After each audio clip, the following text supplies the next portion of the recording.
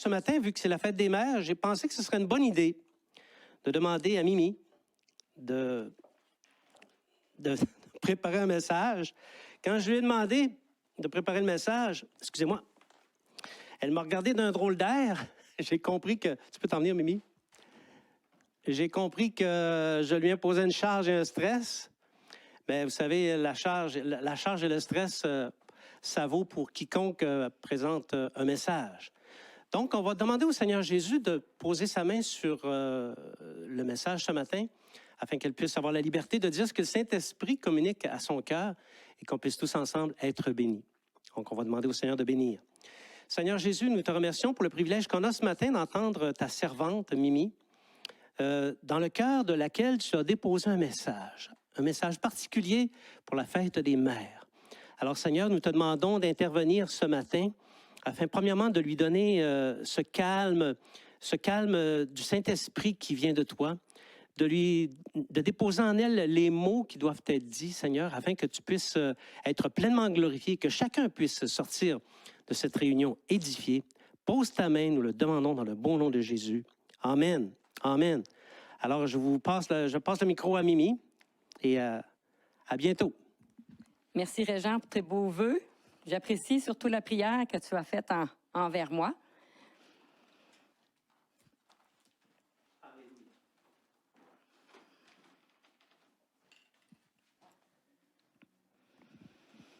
Je vais souhaiter le bienvenu à tous. Régent le fait, mais je veux le faire de ma vive voix. Joyeuse fête à toutes les mamans. C'est un jour spécifique. Demandez à votre entourage de vous donner plein de bisous, ceux qui peuvent le faire, et que vous puissiez relaxer, profiter de votre journée en ce temps de fête des mères. Aujourd'hui, je vais aborder un sujet que peu de personnes touchent. Le rôle d'une mère concernant l'éducation qu'elle donne à son enfant. Donc, vous avez compris que le titre du message aujourd'hui, c'est « La mission d'une mère » ou « La mission de la mère ». C'est pas évident d'être maman. Et puis, c'est un sujet que j'ai pas entendu parler beaucoup, sauf que « oh, c'est plaisant d'être maman ». Mais ce matin, on va plonger un petit peu plus profondément dans la mission de la mère. Proverbe 14, 1.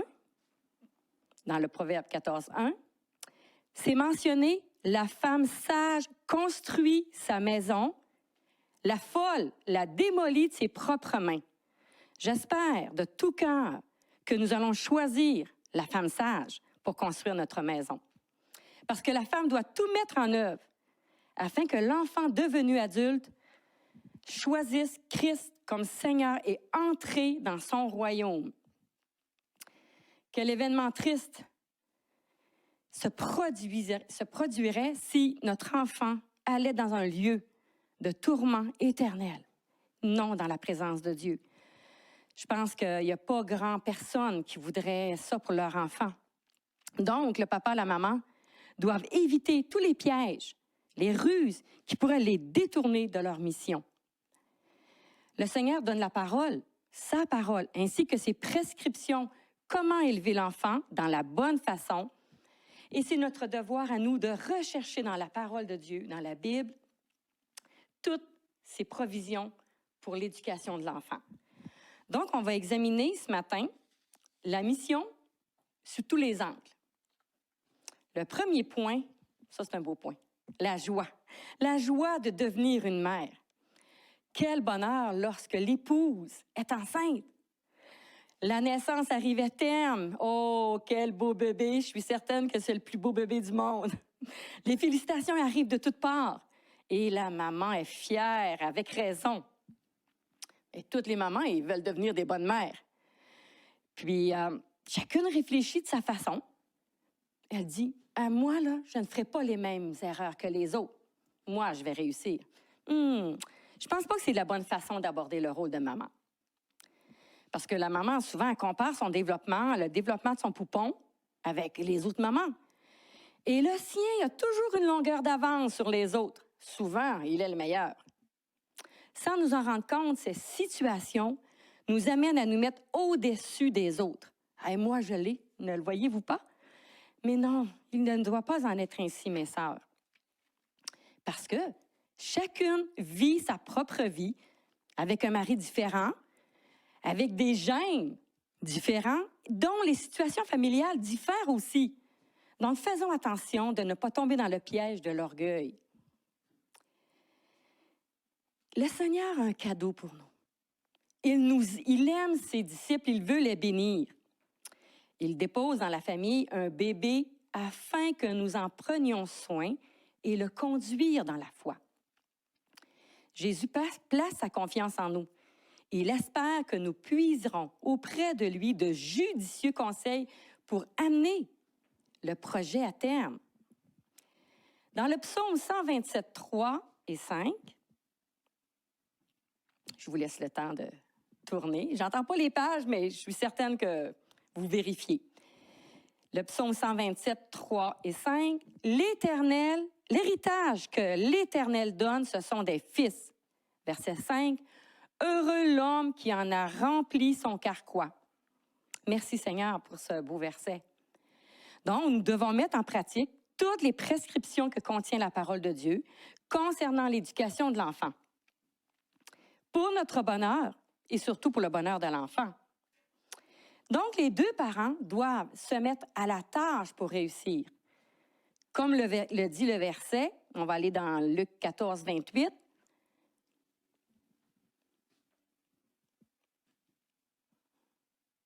En effet, si l'un de vous veut construire une tour, il s'assit d'abord pour calculer la dépense et voir s'il a de quoi la terminer.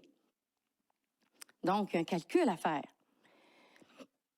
Il est difficile pour la mère d'accepter que parfois le papa puisse gronder l'enfant, étant donné que c'est elle qui a porté le bébé. Elle pense qu'elle seule peut comprendre les besoins de l'enfant. Bien non. Non, maman. La responsabilité revient aux deux parents. Le père devrait être un petit peu plus pragmatique dans ses directives et il s'attend à ce que l'enfant obéisse maintenant. La mère écoute davantage ses émotions du style « Oh, pauvre petit, c'est pas de sa faute, tu ne comprends pas. » Non, non, ça ne devrait pas se passer comme ça. Le papa aussi a la place, a sa place dans l'éducation de l'enfant, parce que c'est lui qui doit diriger la famille dans la bonne direction. Il se met d'accord avec son épouse sur la meilleure façon de donner la bonne éducation à l'enfant et il s'attend à un support de sa part et non à des reproches. Premièrement, le parent ou la maman elle doit être réaliste et objective. Elle doit comprendre qu'un enfant, là, c'est pas un jouet, encore moins un beau trophée qu'on exhibe à tous nos amis. Oh, pour montrer le beau petit bébé qui, pourtant, a des défauts. Donc, la maman doit se mettre à travailler avec le Seigneur Jésus pour réussir dans ce projet. Toute seule, elle court à l'échec. Étant des chrétiens, le diable va s'acharner afin qu'on abandonne notre devoir. La mère, elle est inondée de publicité venant des supposés experts en enfance qui nous dit qu'ils ont les meilleures méthodes pour élever un enfant. Donc, à chaque décennie, une meilleure méthode sort que l'autre, elle n'est plus à date, elle n'est plus à jour. Donc, nous avons été témoins de beaucoup de programmes, dont certains ont été des échecs. Nous n'avons qu'à penser au docteur Benjamin Spock, qui a enseigné aux générations la permissivité chez l'enfant en le considérant comme un adulte dès son jeune âge. Ça, c'est arrivé vers les débuts 1960-55. Ensuite, nous avons vu les enfants rois. Ils ont appris à régner en bas âge. En agissant ainsi, ils obtiennent beaucoup de pouvoir. Cette génération a propulsé des narcissiques et des égoïstes. Oh, c'est triste, Seigneur.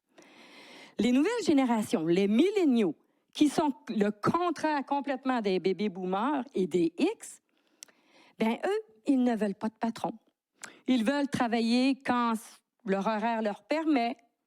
Et aussi, une autre génération narcissique est née.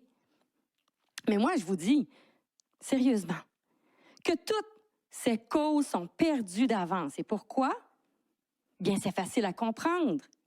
Ils ont établi leur discours sur une philosophie humaine où Dieu n'a aucune place. Et nous, on veut travailler avec Dieu. Bon, mais maintenant, on va revenir au beau petit bébé, hein? Savez-vous que, déjà petit, le bébé manipule le parent? Eh oui. Pensez-y un peu. Il est presque toujours dans les bras d'amour de maman ou d'un proche. Il a la tête bien appuyée contre le cœur de sa maman. Quel réconfort! Aussitôt qu'il quitte cette place douillette et réconfortante, il se met à pleurer, voire brailler toutes les larmes de son corps. Oh là là, la maman fatiguée, dont les douleurs de l'accouchement ne sont pas encore tellement loin, là, devient vite épuisée. Comme le dicton le dit, elle a de la broue dans le toupette. Toutes les joies de l'arrivée du bébé s'estompent et amènent plutôt des cernes autour des yeux. Les nuits du sommeil sont perturbées et disparaissent. Rendu ici, on pourrait commencer à laisser pleurer un petit peu le bébé. Ça fait partie de son apprentissage.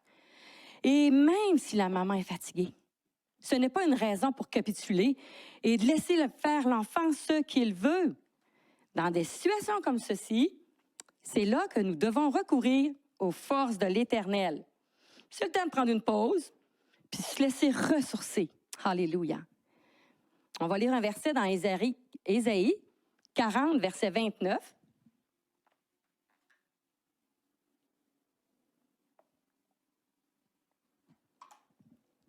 Ésaïe 40, 29. Il donne de la force à celui qui est fatigué. Pour nous, c'est celle. Il multiplie les ressources de celui qui est à bout. Alléluia. Très souvent, on est à bout lorsque on ne comprend pas comment faire avec le petit bébé. Nous ne devons pas prendre à la légère le rôle du parent. Au jour le jour, nous devons développer de l'assiduité dans notre discipline afin qu'il n'y ait pas de relâchement. Parce que l'enfant, vous savez, l'enfant, il devient un expert de la communication pour arriver à ses buts. Lorsqu'il est jeune, des événements cocasses arrivent, et c'est drôle. Il développe beaucoup de mimiques pour nous faire rire, parce que lui, là, il a un but bien précis. Ce sont tous des petits tests qu'ils mettent devant maman, car plus tard, lors de sa désobéissance, il tournera ça en ridicule, puis il va dire, « Maman, mais c'était juste pour rire. » Non, non, c'est faux, c'est une ruse. Je vais moucher, ce ne sera pas long, c'est à mon tour.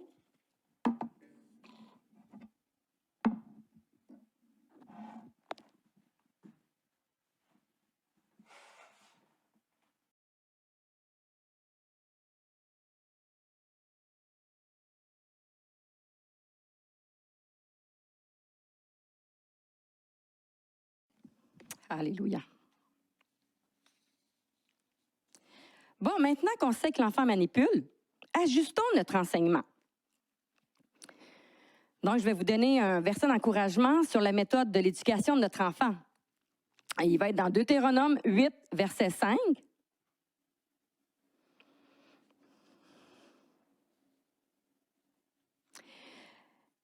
Le verset dit « Reconnais dans ton cœur que l'Éternel, ton Dieu, t'éduque comme un homme éduque son enfant. » Si l'Éternel nous éduque en utilisant la parole de Dieu, nous devons reproduire le même procédé. Utilisons les prescriptions que contiennent les Écritures afin d'amener l'enfant dans l'obéissance. Il est vrai que lorsque le bébé est petit, c'est de petits problèmes, tout petits faciles à résoudre. Mais en grandissant, les problèmes grossissent et les solutions ne deviennent pas nécessairement évidentes. Parce que vous savez que le premier Adam, le premier homme, notre cher Adam, il a laissé un héritage à tous les humains, être esclave du péché. Fait que des fois, quand on entend dire souvent « Oh, le beau petit bébé, comme il a l'air pur, on dirait un ange. » pas sûre que c'est tout à fait un ange, parce que dans la réalité, l'enfant a hérité du péché. Puis il va le manifester assez tôt, je vous le garantis. Il y a un autre verset qui appuie un petit peu ce que notre ancêtre Adam a fait. C'est Proverbe 22, 15.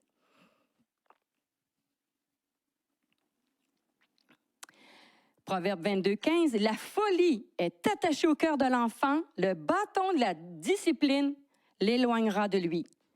OK, je sais qu'aujourd'hui, la société n'accepte pas le bâton, puis ces actions-là non plus. On peut comprendre ça. Mais on peut changer le mot bâton, on peut le remplacer par conséquence, au travers de laquelle l'enfant doit comprendre l'obéissance. Pas une conséquence, regarde le mur une minute. Non, une conséquence que l'enfant doit comprendre. Il doit comprendre. Pour que ça ait un impact dans sa compréhension d'enfant, pour qu'il apprenne l'obéissance. Je vais vous raconter une petite histoire vécue. C'est sûr que ça fait un bout de temps parce que les enfants étaient jeunes à l'époque, maintenant ils sont adultes. Le plus vieux à l'époque, il avait 3 ans et quelques mois, puis le deuxième avait 9 mois. Donc, à un moment donné, je regarde le cuir chevelu du bébé de 9 mois et je vois des écritures avec un stylo à billes bleues. Fait que là, je demande au plus vieux, « Est-ce que c'est toi qui as fait ça? »« Mais non, maman, c'est pas moi. » On était juste 4 dans la maison, 2 adultes, 2 enfants. Mon époux ne ment pas, je ne mens pas, mais d'où vient le mensonge? Donc, à ce moment-là, il faut poser des gestes par le parent. Premièrement, un avertissement pour lui enseigner que ce qu'il vient de faire, c'est pas correct. Puis, si il y a une récidive, bien, on doit apporter une correction parce qu'il y a eu un manquement. Puis là, pas tomber dans les dialogues qui n'en finissent plus. Oh, mais. Non. On parle, on donne un avertissement, correction, puis on ne dialogue pas.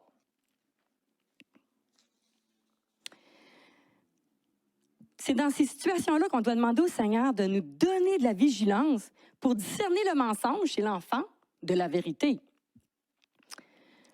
Puis, parce que notre enfant, très souvent, il veut qu'on le défende. Mais souvent, il nous cache les faits, il nous cache la vérité. Donc, nous devons poser cette question. Et toi, qu'as-tu fait? Pas l'autre. Je ne suis pas la mère de l'autre, mais je veux savoir toi. Toi, qu'est-ce que tu as fait? Puis on doit essayer d'être impartial. Pas de parti pris, surtout pas pour notre enfant, même s'il pleure. Pas de parti pris, puis on doit en profiter pour expliquer à l'enfant le mensonge, la désobéissance. Il récolte la conséquence. Donc, faisons à tout bout de champ. On répète, parce que l'enfant, il oublie rapidement, lui. Le Seigneur nous donne une mission, puis il faut entrer dans la mission. Celle de réussir l'éducation afin d'amener nos enfants dans la foi. Ce n'est pas la société, ce n'est pas l'école, encore moins l'Église, de communiquer tout le savoir et l'enseignement que l'enfant a besoin pour devenir un adulte accompli, responsable et chrétien. On va lire dans Deutéronome, le chapitre 11, verset 19. Régent, tu déteins sur moi, je mélange. Deutéronome, chapitre 11, verset 19. Vous les enseignerez à vos enfants, vous leur en parlerez quand tu seras chez toi, quand tu seras en voyage, quand tu te coucheras et quand tu te relèveras.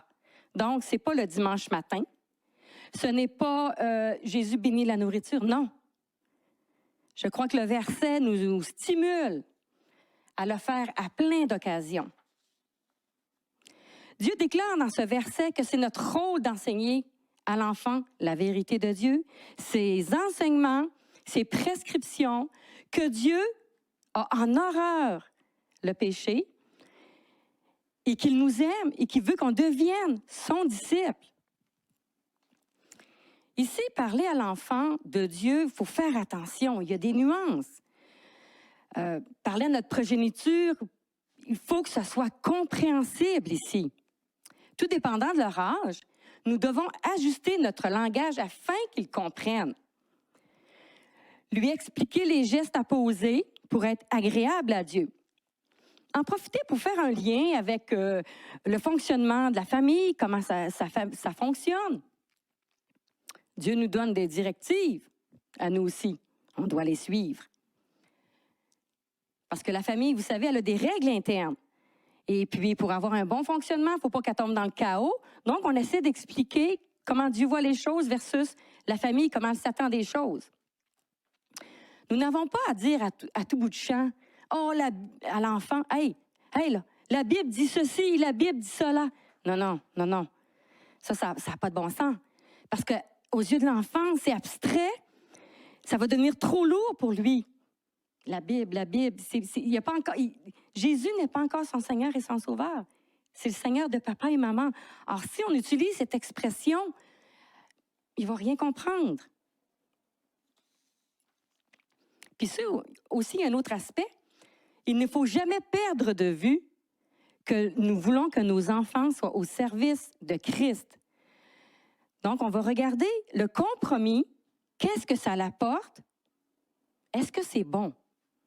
On sait une chose, c'est que le compromis ouvre une porte à une perte d'un acquis dont la direction, c'est la régression et non la progression. Donc, lorsqu'on ouvre une porte au compromis, on perd.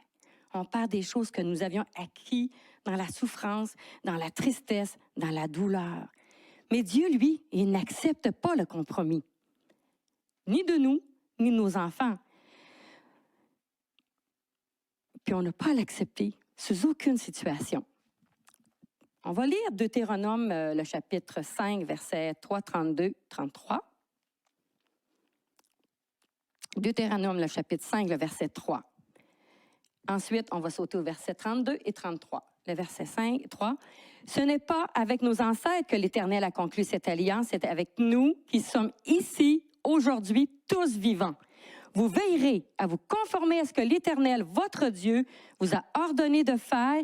Vous ne vous en écarterez ni à droite ni à gauche. » Verset 33. « Vous suivrez entièrement la voie que l'Éternel, votre Dieu, vous a prescrite afin de vivre et d'être heureux, de vivre longtemps. » Amen. Merci Seigneur. La Bible ne mentionne pas, quand ça me tente, « Oh, je vais faire le minimum. Ah, c'est pas grave, là, si j'en fais qu'un petit peu. » Non, elle ordonne de le faire en tout temps, à des moments favorables ou non. Dieu nous demande d'être vigoureux afin d'être heureux. Reproduisons les mêmes bases, afin que nos enfants aussi soient heureux à leur tour. Avec Christ comme fondement, évidemment. C'est sûr que élever un enfant, c'est le travail d'une vie. Être parent, ce n'est pas juste un laps court de temps, là. Pas jusqu'à 18 ans. Non, à vie.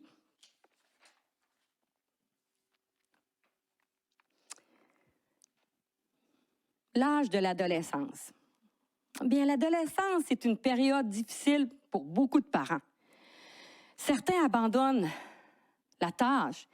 Ils ont hâte que l'enfant ait 18 ans afin qu'il puisse quitter la maison et aller s'assumer. Puis là, le parent, là, il pense qu'il est libéré tout d'un coup. Bien non.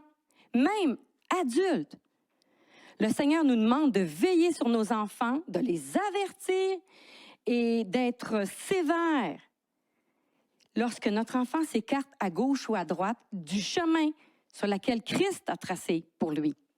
On va regarder l'histoire d'Élie dans 1 Samuel 2, verset 29. Là, je vais juste lire la conséquence. Une partie de ce que Dieu dit à Élie, le prêtre de l'Éternel, mais c'est bien de tout lire, le chapitre. Ça va nous placer dans la situation. 1 Samuel 2, verset 29. « Et comment se fait-il que tu accordes plus d'importance à tes fils qu'à moi? » Donc, Dieu fait un reproche au prêtre Élie. Parce que les deux fils d'Élie, qui sont des adultes, pratiquaient le péché dans la maison de l'Éternel.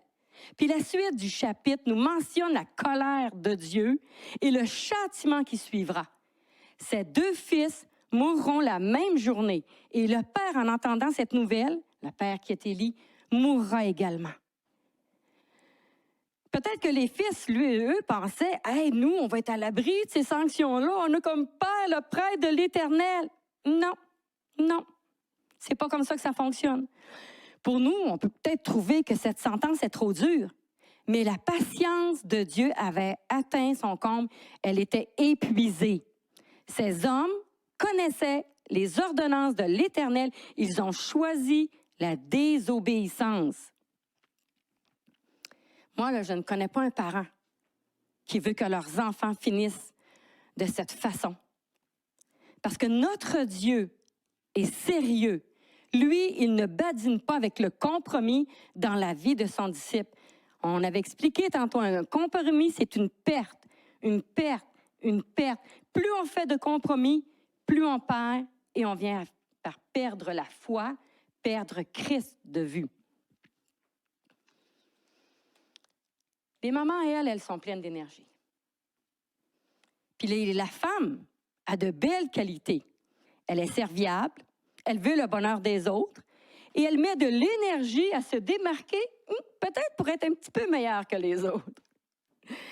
Mais parfois, il arrive des situations tristes. Certaines d'entre elles tombent dans un panneau, celui de vouloir gérer.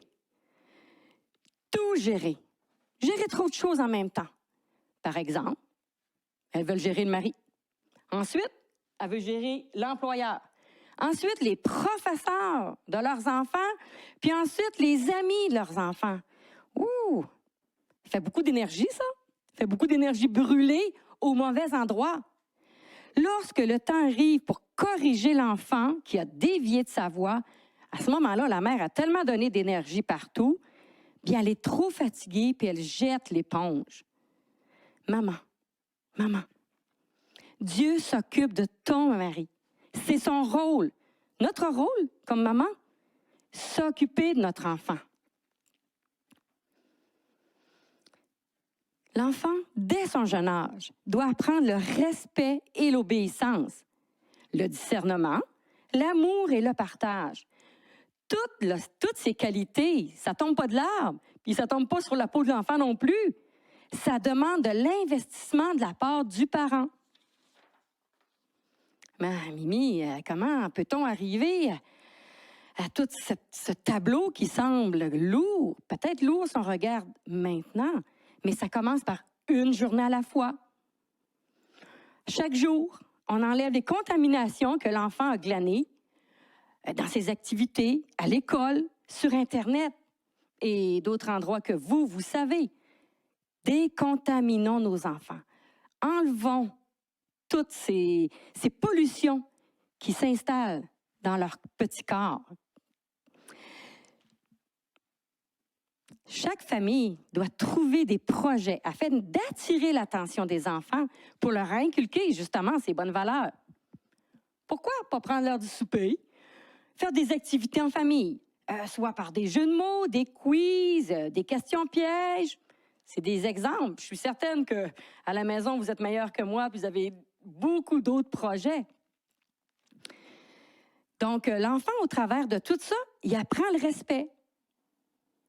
Un exemple, c'est que lui, il a toujours la réponse, il lève la main, mais il faut qu'il respecte que ça peut être le tour de l'autre.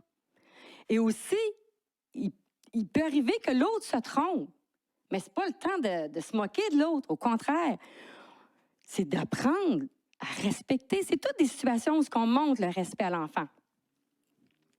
Il y en a d'autres qui vont faire ça sous forme de culte. Ils ne feront pas nécessairement ça sous l'heure d'un repas. Ils vont prendre un temps de culte en famille. Mais le culte familial, ce n'est pas une prédication. Moi, je pense que, c'est ma pensée, mais en même temps, je vous lance ça comme exemple, un temps de 5 à 10 minutes maximum. Parce que l'enfant, lui, va décrocher. Il va associer que servir le Seigneur, c'est plate, c'est long et ennuyant. Puis je suis certaine qu'il y a des enfants qui s'endorment. Puis il y en a d'autres qui se prennent un petit livre de côté, le téléphone, Internet, n'importe quoi, puis ils regardent. Parce que il faut s'adapter à l'âge de l'enfant. Puis si on veut que ça soit dynamique, si on veut imposer ces valeurs-là, il ne faut pas les brûler au départ. Il y a un point ici qui touche les mamans qui sont jeunes, mais les mamans qui sont un petit peu plus âgées, du style de mon âge aussi. Des fois, les mamans, sans qu'on s'en rende compte, on tombe dans le piège de prendre la place de Dieu. Parce qu'une mère, là, ça l'aime aider son enfant, surtout quand il vit une difficulté. Mais il y a des limites à respecter, à ne pas franchir. On ne peut pas faire leurs tâches à leur place. Nous devons prendre du temps, prendre le temps de leur montrer comment faire face à une difficulté. Leur donner un peu d'aide, ça ne fait pas de tort. Mais si le problème est trop gros, c'est le temps de prendre un recul comme parent et de lui dire qu'il peut se confier au Seigneur. Ça peut se faire, ça aussi. Trop souvent, nous tombons dans le panneau puis essayons de régler leurs fichus problèmes à leur place. Mais comment veux-tu que l'enfant découvre Dieu si nous, on prend tout le temps la place de Dieu? Mais il n'y a pas besoin de Dieu. On l'a remplacé par notre trop grand cœur, notre trop grand amour. C'est pourquoi il y a des moments où nous ne devons pas intervenir et laisser l'enfant affronter seul son épreuve. Oh, ça c'est gros ce que je viens de dire, mais c'est très difficile à faire en plus. Oula, je vous l'assure. Nous n'avons pas à nous mettre à quatre pattes devant eux, parce qu'un enfant manipule, puis en plus c'est ingrat. De plus, si on le laisse seul, il peut y avoir un échec, qu'on le veuille ou non, mais ça fait partie de son apprentissage. Puis là, l'enfant, suite à cet échec, il peut nous en vouloir. Il peut dire que c'est notre faute si ça n'a pas fonctionné. Mais en réalité, il est en train de faire ses propres expériences. C'est certain qu'il n'excellera pas la première fois, là. Première tentative, il ne réussira sûrement pas. Mais c'est ici qu'entre en jeu patience, persévérance. On va lire le psaume 23, versets 15 et 23.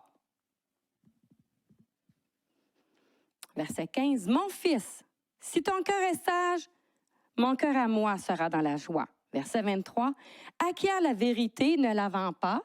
Sagesse, l'instruction et l'intelligence. » C'est ce qu'on veut pour nos enfants. Donc, nous devons leur communiquer les outils pour le faire. Ici, je vais inviter les musiciens, parce qu'on est rendu à la toute fin. J'espère que, mesdames, vous ne me tirez pas de roche quand vous allez me rencontrer. Ni des tomates, ni des œufs, s'il vous plaît. Dans le fond, ce qu'il faut retenir de la mission que le Seigneur nous donne, c'est d'élever nos enfants dans la bonne voie pour que lorsqu'il va être adulte, il va choisir Christ comme Seigneur et Sauveur. Se rappeler qu'un enfant, ça ne veut pas dire qu'il nous écoute même s'il a les regards sur nous. Un enfant reproduit nos faits et gestes. Donc, que nos faits et gestes soient concordants avec nos paroles. Et en même temps, je vais attirer votre attention, surtout lorsque nos enfants nous font un rapport d'une situation qui a mal tourné. Toujours valider auprès de l'enfant ce que lui a fait et pas ce que les autres ont fait. Et très souvent, il a mal fait. Donc, on doit intervenir à ce moment-là, lui expliquer que parce que l'autre fait quelque chose de pas correct, il n'est pas obligé de faire le mal. Aussi, en même temps, on n'est pas obligé de tolérer de la part d'un enfant de mauvaises paroles, un mauvais geste, de leur montrer que c'est répréhensible. Des fois, ils jouent entre eux, il y a une petite dégénération, et tout de suite, ils en viennent au coup. Non. Nous, lorsque les enfants étaient jeunes et qu'ils n'aimaient pas ça. Mais justement, pour ne pas en venir au coup, on leur faisait mettre à genoux, face à face, puis dire à son frère ou à sa sœur, « Je t'aime. » Oh, je peux vous dire qu'ils n'aimaient pas ça. On les faisait répéter, puis là, jusqu'à temps qu'ils partent à rire. Et c'est comme ça. Ça évite l'enfant de nourrir une colère qui gronde en lui. Puis aussi, il faut montrer à l'enfant qu'il doit s'assumer, de ne pas rejeter la faute sur les autres. Est-ce que ça vous fait penser un petit peu à la façon que Ève a agi? Ah, c'est pas moi, Dieu, c'est la faute de l'homme. Bien, c'est pas nouveau. Ce péché existe depuis tout le temps. Donc, responsabilisons nos enfants. Nous devons être vigilants. Ne permettons à personne, encore moins à cette société, de prendre notre place dans l'éducation de notre progéniture.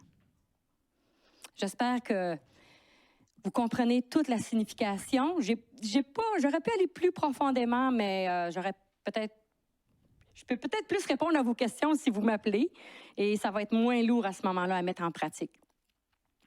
Je vais prier ici pour ce message. Seigneur, merci. Oui, ce n'est pas un message qui est facile à donner. Je sais, Seigneur, qu'il y en a qui n'ont pas nécessairement commencé de cette façon. Mais Seigneur, il n'est jamais trop tard. Je sais, Seigneur, que des familles qui veulent s'humilier vont se concerter ensemble, redresser le chemin dans lequel ils étaient, revenir dans tes voies, se remettre sous la direction de la parole de Dieu, sous la direction de tes prescriptions, ton enseignement. Viens donner courage, Seigneur. Viens pardonner les faux départs et redonne la foi, redonne l'espérance, redonne la joie pour accomplir cette mission et l'amener jusqu'à terme. Ici, je m'adresse aux mamans qui sont célibataires adultes. Très souvent, on est toute seule et on n'est pas capable de dire non à nos enfants.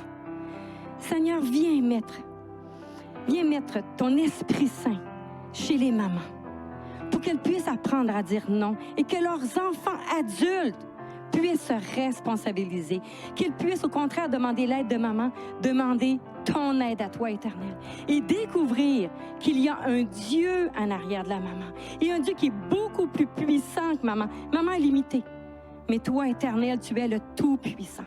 Viens à notre aide, Seigneur. Viens à notre aide parce qu'on est des humaines et parfois on fléchit les genoux, on manque d'inspiration. Viens nous enseigner. Seigneur, je sais que tu mets ta main sur les familles, sur les mamans. Et tu leur donnes un renouveau, tu leur donnes une joie, tu leur donnes une espérance. C'est au nom de Jésus que je te confie les parents. Amen. Merci Seigneur pendant que les musiciens jouent. Merci aux musiciens. Je vous souhaite encore une bonne fête des mères, joyeux anniversaire et je vous embrasse tendrement. Bonne semaine, gardez vos engagements, gardez la foi. Jésus nous accompagne, il est là en tout temps. Merci.